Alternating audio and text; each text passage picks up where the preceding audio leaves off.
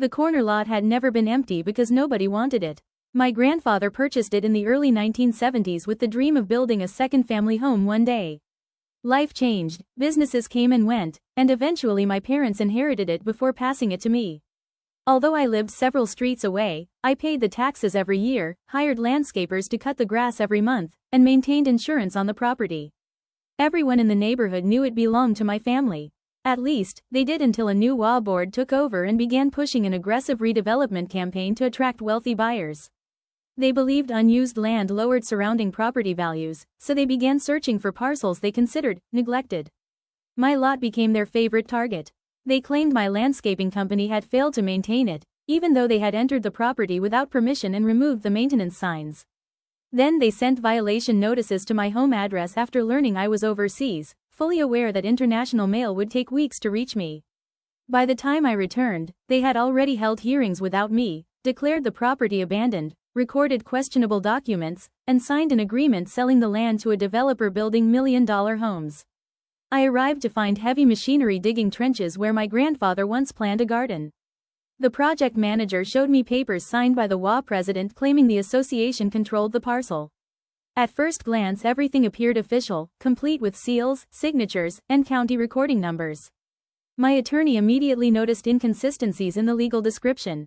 The paperwork referenced Lot 28B, but my deed described Lot 28A with a permanent easement extending several feet beyond the visible property line. We hired a licensed surveyor who searched old county archives and uncovered maps dating back nearly 60 years. During the field inspection, he located an iron survey pin buried almost 2 feet underground beneath thick weeds near the street corner. That single marker completely shifted the boundary. The developer's foundation had been placed nearly 18 feet inside my legal property. Construction immediately stopped after emergency court orders were filed. During depositions, former HOA board members admitted they never commissioned a professional survey before authorizing the sale. Instead, they relied on an outdated neighborhood sketch that had been photocopied so many times the measurements were barely readable.